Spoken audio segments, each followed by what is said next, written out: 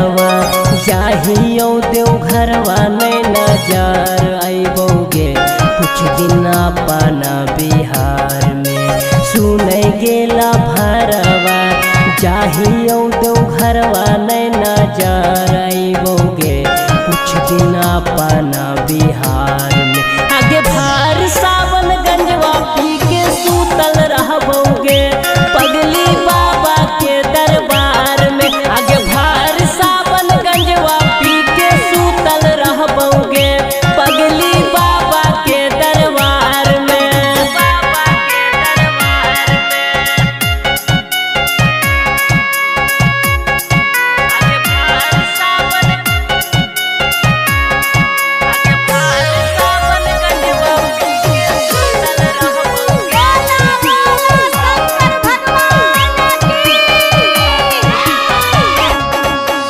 रोजे भोरे भोरे चढ़ैबो हमें जाल के पगली हमर समस्या के बाबा करथुन हाल के पगली।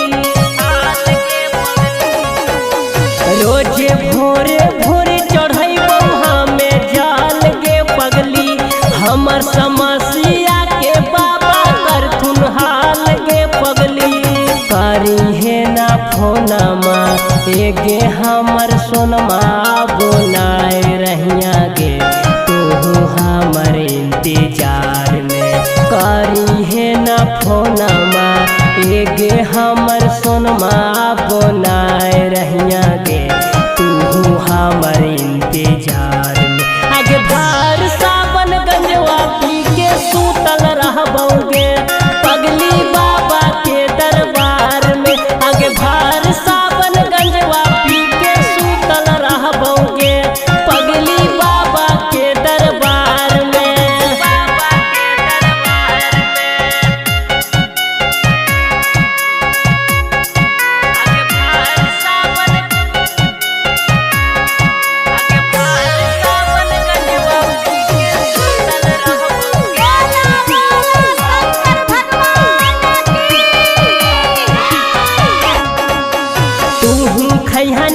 सुन रखी हाँ ध्यान गे पगली तोरे से सदिया करे ले मांगा बहु वरदान गे पगली। तू खैहनला सुन रखी हाँ ध्यान गे पगली तोरे से सदिया करे ले मांगा बहु वरदान गे पगली। मत सोची है लभरा न जनम बदल जैतोगे पगली तोरे प्यार में।